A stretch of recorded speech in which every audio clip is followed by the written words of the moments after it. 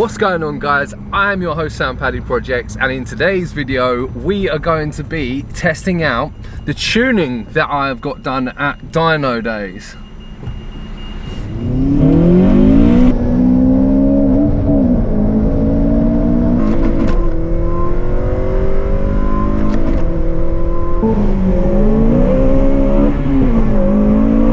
So the stock power figure on this car, when we got it on the dyno with the modifications that it has, was 204 brake horsepower. So the modifications include a decat downpipe, a 2.25 inch Scorpion exhaust system, a HKS rep induction kit, and that is about it. Everything else is cosmetic and a few little bits here and there, and suspension. So it's nothing really to do with how the engine performs. I haven't done a huge amount of work on it. So we started off with 204 brake horsepower. Now I'm not going to tell you what we got up to just yet. You're going to have to stay tuned for it, because what I want to do is I want to show you what this car can actually do. So after this car was tuned, now we've got different features that you'll be able to see on screen now. So the first is map 1. So that's just your tuned map, and I opted to get some pops and bangs because I like a pop and bang on a shift. And don't worry, I'm not going to be at your local Sainsbury's popping and banging, scaring the old Dorises. No. Performance purposes only, and a little bit of coolness. I do like pops and bangs. Guilty pleasure, I know, is what it is. Sorry. Comments, get down there and have a go at me.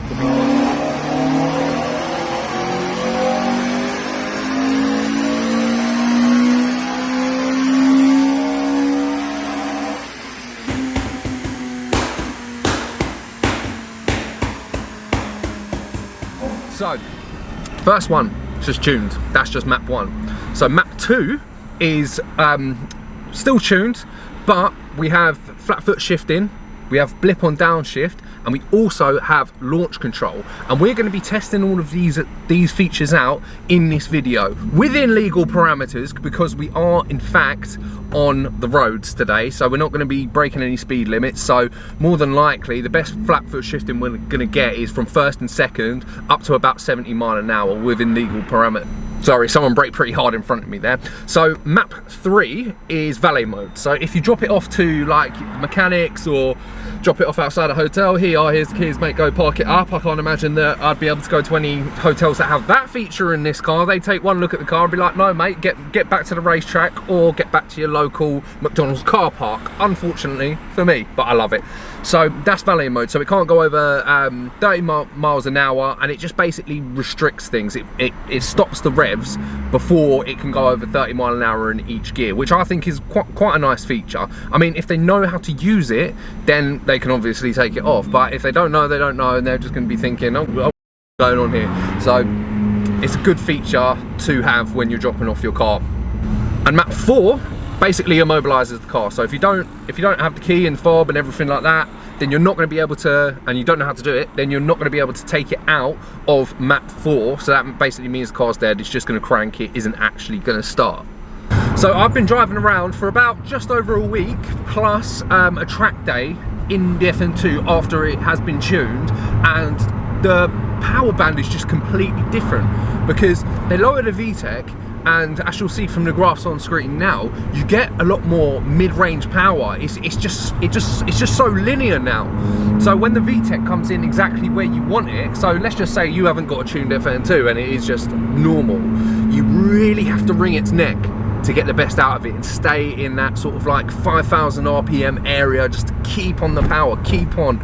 But with this, I think it's lowered to 4,500 RPM. So if you was to say come away from the lights or any sort of launch wherever you are at 3.5k, and you've got good tyres and you're holding traction, then you're just going to be in the power band from that point onwards. So it goes from being a car that has almost, they're quick stock, but it has a sluggish element, to just full on power the whole way along. So then it's like power, shift, power, shift, power, shift. It's absolutely brilliant. And if you incorporate your flat foot shifting into it, it's seamless because it has an ignition cut of half a second.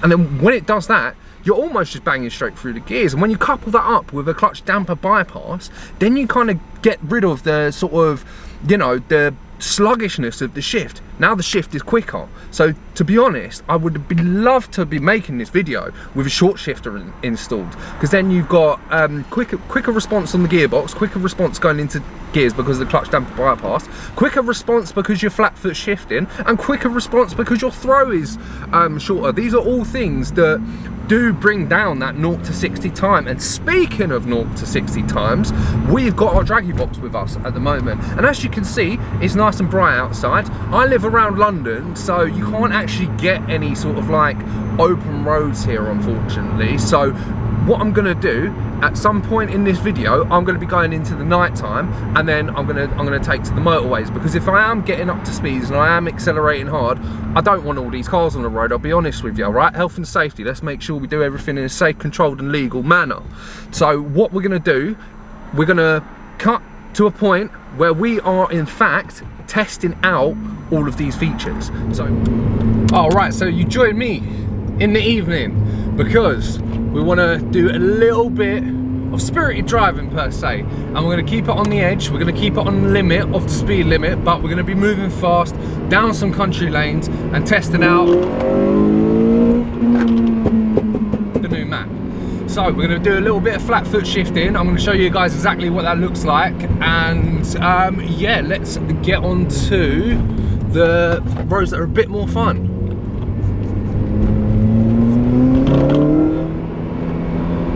All right, we've got a tunnel. Let's make some noise. Woo. I love it. My inner boy racer has officially came out. All right, so let's get a flat foot shift. Ignition cut into third, into fourth. Haven't lifted off, not one bit. Did not lift off one bit there, just straight through the gears, so much quicker.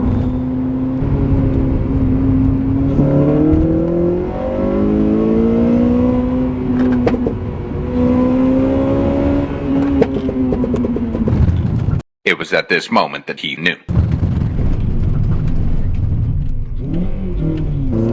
That's where they can catch you out. In the next clip you're about to see, I couldn't use the launch control effectively because you need the traction control off, and it was too saturated for me to actually put the power to the floor. So I'll put the traction control back on. All right, here we go.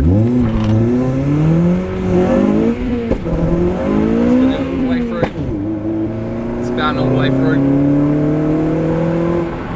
Can't launch it today, man. Let's go. Back foot shift. There we go, that was better. That was better. Here we go.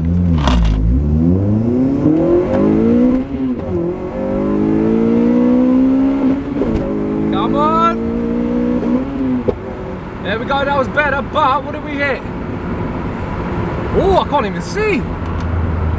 6.9 seconds. Okay, we broke the sixes, we got saturated floor.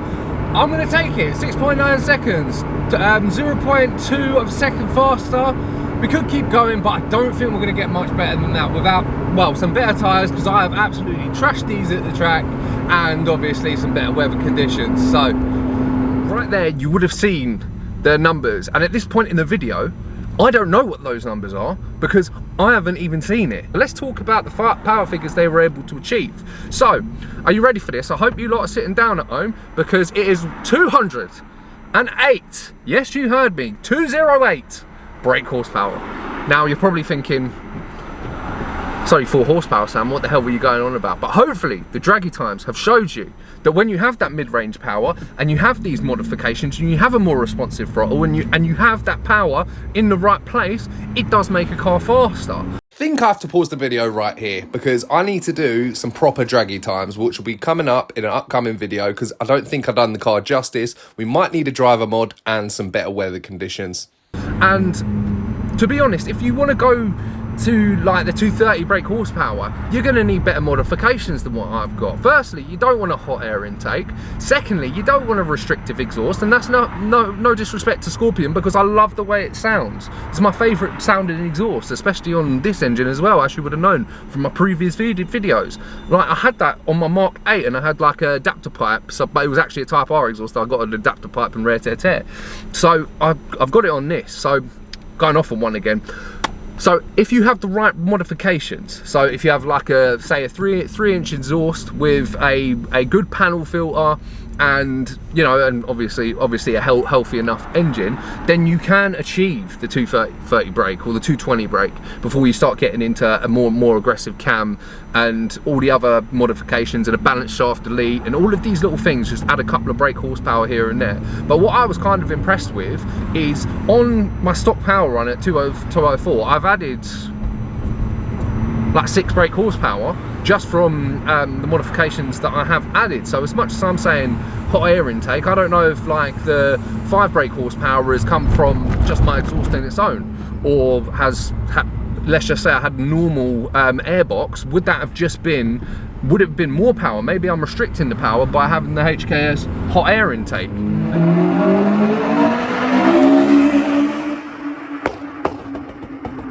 Your car tuned by Dyno Days, they are unlocking the potential of what this engine could have been and should have been, we could say. And is it worth the money? Is it worth the money that you pay for it? In my opinion, absolutely. Like, it's transformed the car, and it almost gives you a new lease of life. When you have a car for a while, you think, oh, do you know what, I'm getting a little bit bored of this, and you get the itch for something else. But many people who have owned the FN2, or just Hondas in general, like our Type Rs in general, always go into, you know, something a bit more fruity. So either they go the JDM route or they go the German route and get like a, say, an S3 or something like that. But they always think, for the practicality and everything that comes with it, it's not that every time, oh, it's better than an S3, but they miss it. And there's a reason for it, because they're such good cars. So if you want to take your car to the next step, holler at your boys down at Dyno Days if you've got the money for it. Instead of going off and buying a new car, just go get it mapped, go get it tuned, and enjoy yourself. And you won't regret it. You just won't regret it. You get so much value for money in that regard. And yes, probably somebody can do it cheaper. And yes, there are other good Honda tuners. Of course there are. But in my opinion, those are the boys to go to. They're passionate, they're enthusiastic, and they do a great job. So boys, thank you very much. And all the love and support I've been getting on Instagram as well from you, do appreciate it. So I hope you've enjoyed this video. If you like this content, go down there and hit that subscribe button if you fancy it. Don't have to, but we are doing a build on a Civic Ti where we're going to swap all of the hardware out of this onto that. We've got the front end of that on this, just for a bit of something new for the track day. But yeah, like I said, tune in next time. It's your boy Sam Paddy Projects, and I'll catch you on the next one.